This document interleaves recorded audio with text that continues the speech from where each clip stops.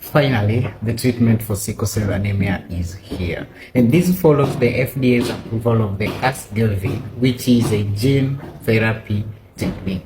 Of course, this will cost you much money, but what is always there is that when new methods are brought in, they're always expensive, but with time, the price falls down. So it will cost you much to get this treatment, but yeah, it's really helpful. So let's dive in and see how it works. First and foremost, we have to know the various types of hemoglobin. We have the normal hemoglobins and the abnormal hemoglobins. The first normal hemoglobin we have is the HbF, which is present in your fetal life, and it's regularly replaced by the HbA, which is the normal adult hemoglobin, and also we have the HbA2. Now, when we go to abnormal hemoglobin, we have the HbS, which is for sickle. Then we also have the HbC and also the HbE. So how is the HbS affected in this scenario? And by the way, this technique can also treat the thalassemia. I'm sure you know what thalassemia is. Okay, the Sickle gene therapy technique employs the gene editing technique known as the CRISPR-Cas9, which in full is clustered regularly interspaced short palindromic repeats, CRISPR, and Cas9 is an enzyme.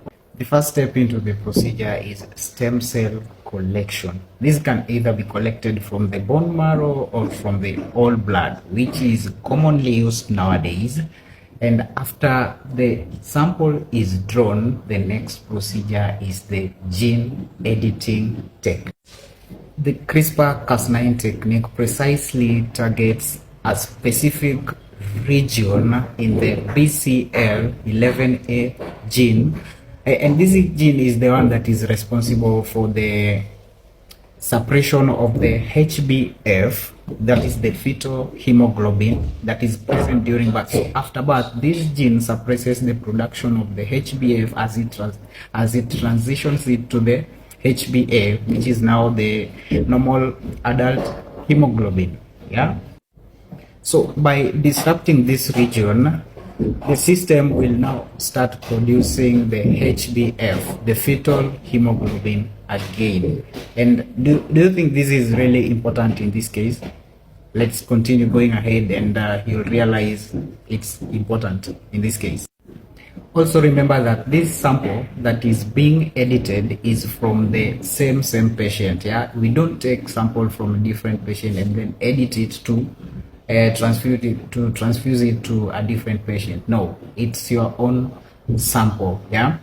So meanwhile, as all these are going on, the patient should undergo a chemotherapy to destroy the existing defected bone marrow to create space for the newly edited stem cell that will now aid in the production of the normal hemoglobin, including the HbF and now the HbA. Remember, we are getting the HbF because we've altered the BCL11A, which is a gene, and it's the one responsible for the suppression of the HbF post-birth as you now transition to the normal hemoglobin, the HbA. After editing, the stem cell is transplanted back into the patient, whereby it will now start producing healthy hemoglobins that will reduce the risk and severity of sickle cell anemia as well as thalassemia.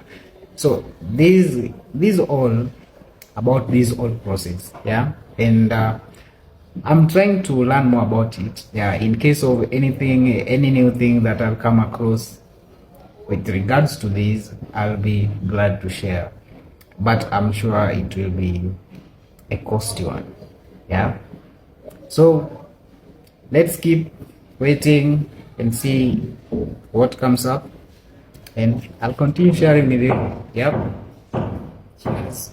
See you again in the next one. Don't miss. Okay. Peace out.